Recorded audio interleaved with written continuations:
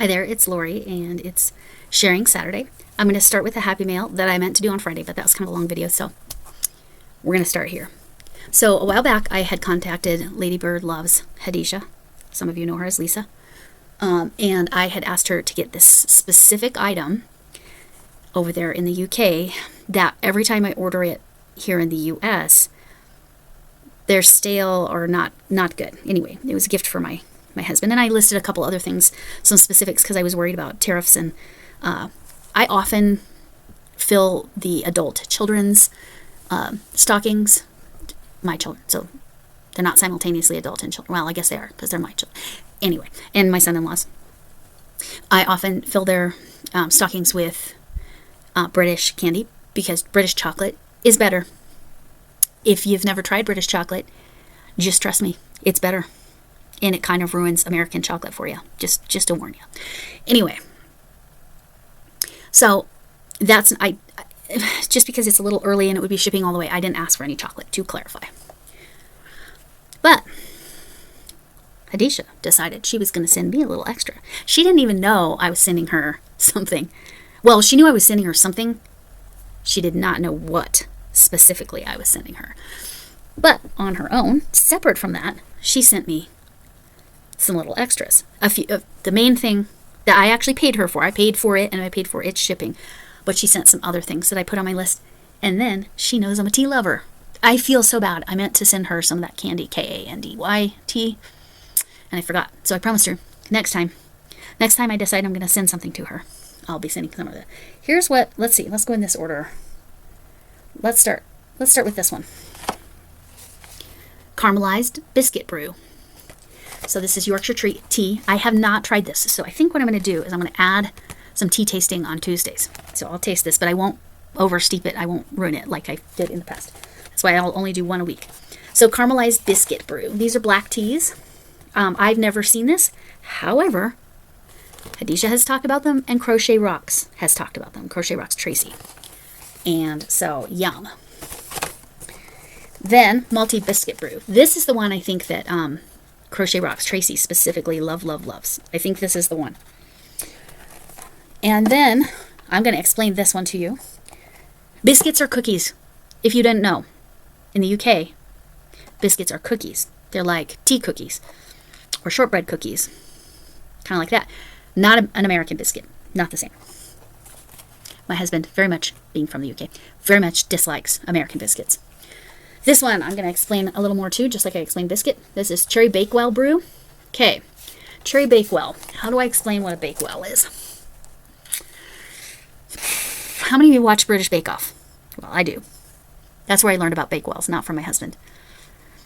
They're sort of like, oh gosh, I don't even know how to explain. I'm going to describe them this way, but this is not what they are. You know those little Hostess fruit pies? It's kind of like that, but no, not really. That's the closest thing I can think of.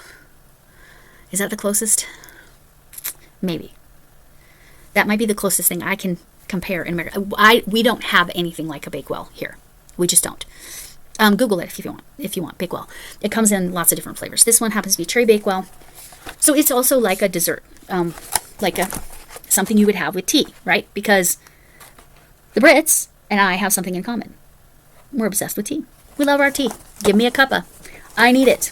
And the Aussies and the New Zealanders too. All right. So I wanted to share that because I meant to share it and I haven't. So this is the happy mail part. The first thing I'm going to share. Oh, before I move on. So shout out to Ladybird. Oh, where's her card? Right here. She will be linked below. She sells the really cute.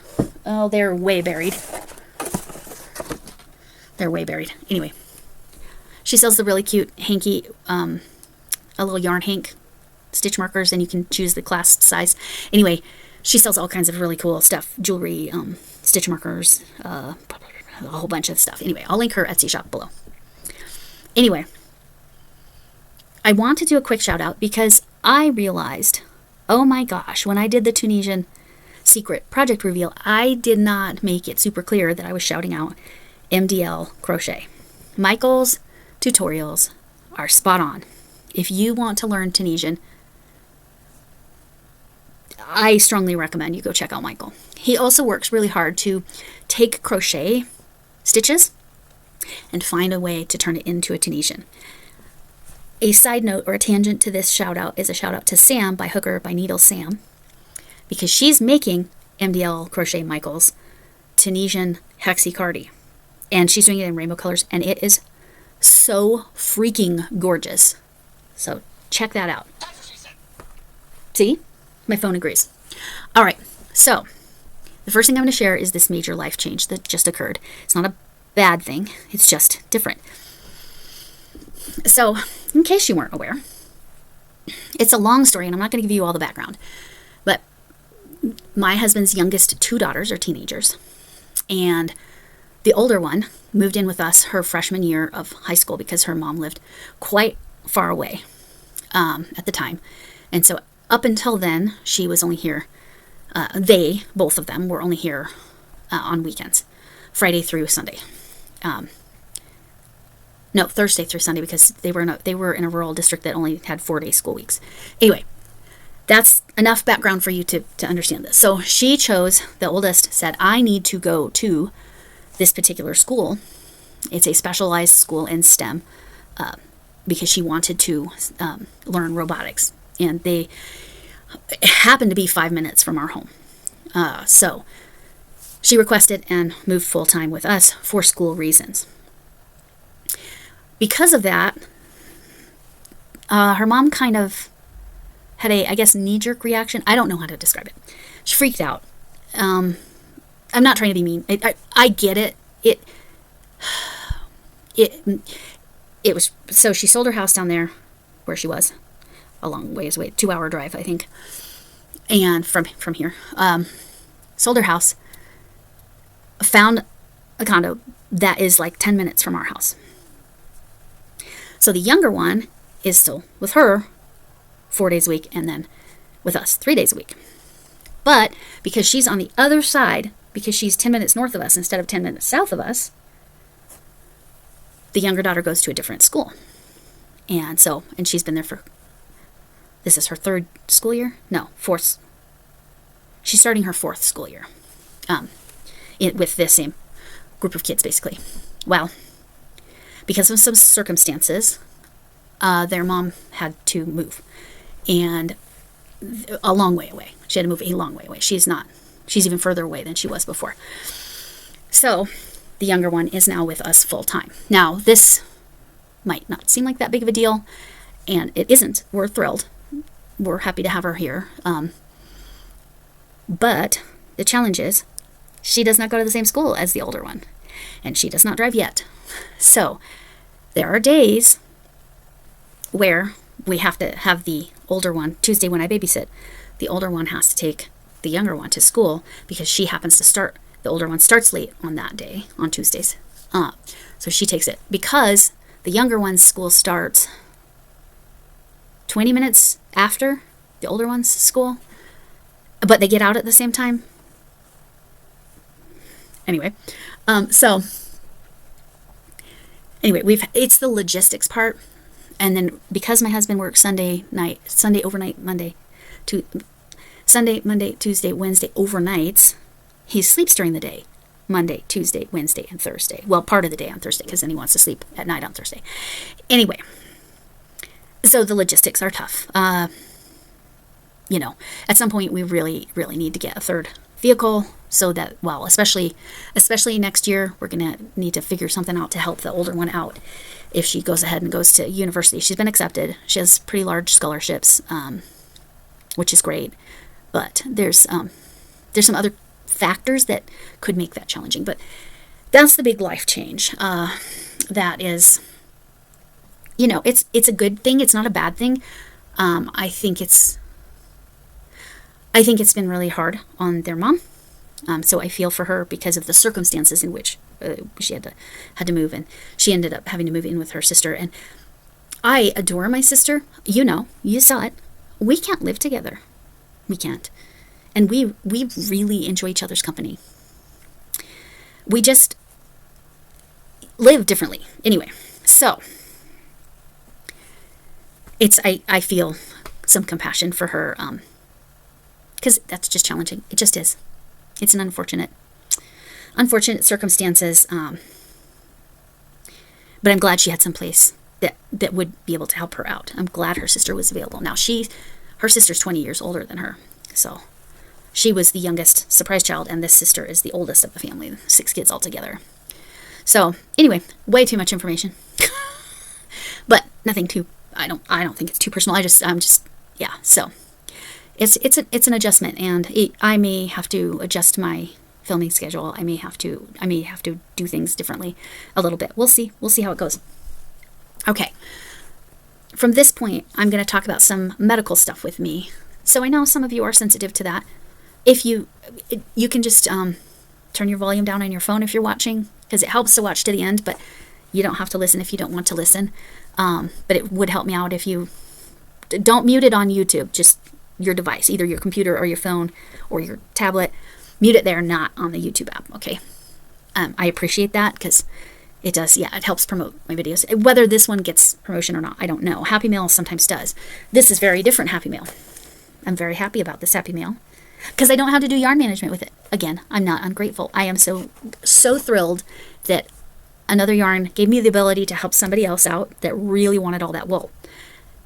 I don't use wool. I particularly don't use non-superwash wool. And it was like 100% wool. So anyway, I'm happy. Thank you, Another Yarn, Shannon, because I had the ability to help somebody out that really can use that, which is lovely. All right. So the medical stuff.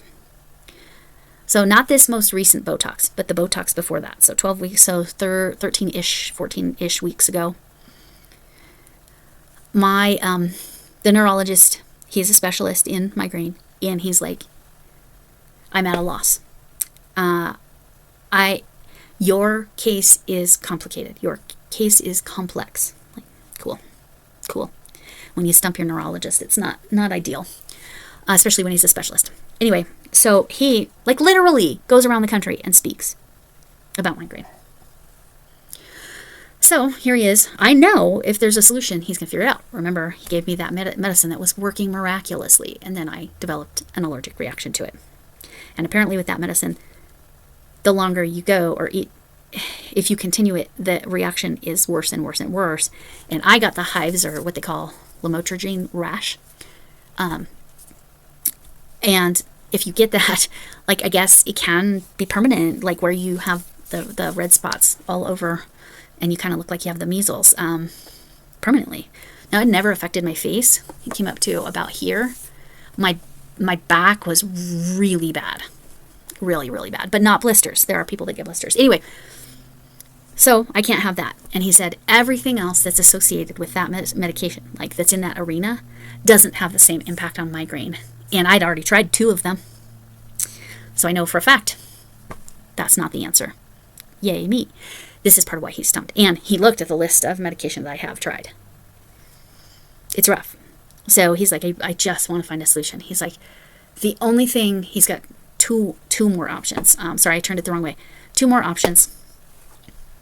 2 more options. And one of them is what we're going to try first. I get to have a lumbar puncture, aka spinal tap. So his theory is that maybe I have a little too much pressure in my spinal fluid, and that's creating the pressure. He's such a good doctor. I appreciate him so much. I can tell he genuinely cares about me.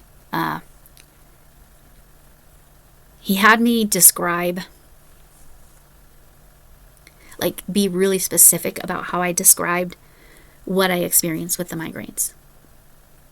And he was intently listening. And that's when he hypothesized, maybe, just maybe, it's the spinal fluid. He's like, I have no indication that it's another or different medical problem. I've had the MRIs. There's nothing there, no. See, I have a hard time staying serious for very long. Anyway, so there's nothing physiologically wrong with me. It is all neurological, unless it's the spinal fluid thing, in which case he's like, we would just drain a little bit of spinal fluid and hopefully that would relieve the last bit of symptoms that aren't fixed by the Botox plus the Vyepti. The Botox I've talked about, it's pincushion time. Oh my gosh. It's rough, but it really helps me. It's the first thing that ever helped me back in 2018 when this first started, where I started having migraine symptoms every day. Part of the reason I'm super emotional is because this week I've had 2 migraines. One was on Monday, and I knew that one was different, and I went to my chiropractor, Dr. Hug, and he fixed me right up and everything seemed fine. The other one was today. I'm filming this Friday night, and my grandkids came over. I was fine.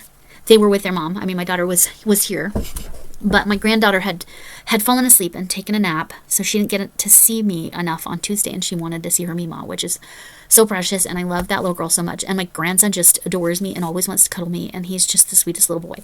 My grandkids that live here are so sweet. I'm sure my grandson that lives in California is so sweet. I just am not as connected to him. So, anyway. So they came over. Everything was fine. About an hour to an hour and a half of them being here. Again, I wasn't babysitting. We were just spending time together, which we'll talk about this real quick. So several people recommended that I try the loopy yarn and have my granddaughter do it. Now, she did not do this. I do not want to mislead you. We tried. I just put the Afghan hook on there to hold those stitches. Not that they need to be held because they are loops, but just to kind of hold them and pull it down tight. This is the purl side. You have to do it a certain way so all of them end up on this side. That's the knit side. So loopy yarn can look really freaking cool. But anyway, she and I did a little bit. I said, pick a number of stitches. Apparently she likes the number 7. So now I know my granddaughter's favorite number is 7. So I decided, okay, I'm going to play with it some more based on TL Yarn Crafts, which is Crafting Kitty's January spotlight. Anyway, so, whoops, see that one keeps falling off. The ends keep falling off because they don't need to be held, but like I said, I kind of am using it to pull those stitches down so it looks nice. But look at that. Isn't that pretty? Oh, I dropped 2 of them. Again, it's not like dropping stitches in knit, but something Tony Taylor Yarncraft said is make sure you don't skip a stitch, which I did. I noticed when I was coming back, I had to undo a row, which is pretty easy. It's a little different than frogging, but it's similar. I had a loop hanging out in the back, so I'm like, oh, okay, undo that, redo it. But it's very obvious, which is really nice, and it's very easy to fix. You just want to check your row every time. This is 20 stitches, and you can see how wide that is. And again, that's the purl side, and that's the knit side. Again, I did not use this tool. This is just to hold it. Anyway, my granddaughter came over. I was helping her. Oh my gosh, I've been talking forever. Okay. So, and then my headache started hurting. I mean, like by the time they left, I mean, my eyes were literally watering and I was in so much pain. I was crying. It's not like crying, emotional crying, like it was, my body just was like, nah, I'm not okay. I took Excedrin migraine, which normally only sort of helps. Thankfully today, it actually knocked it out. It took about an hour and a half, and then I feel mostly normal now. But it's, the reality is I'm very frustrated that I'm still here. So January 15th of 2018 was the beginning of having some level of migraine symptoms every single day so far since then. In that period of time, it is now November 7th, 2025. In that time frame, I've probably had 5 to 10 days in a year that I could say I have no migraine symptoms up until I took lamotrigine, and then it was 10 days of no symptoms, and then allergy symptoms. So anyway, I'm having this lumbar puncture. I'll give you an update when it's later this month. I've already met my out-of-pocket deductible, so that should tell you how much I spend on medical stuff. But anyway, I just letting you know what I'm going through. So again, if you didn't watch this part, no problem. I totally get it. But now I'll say I really genuinely appreciate you all. Thank you for coming in. Can I get an amen? and hugs to you all.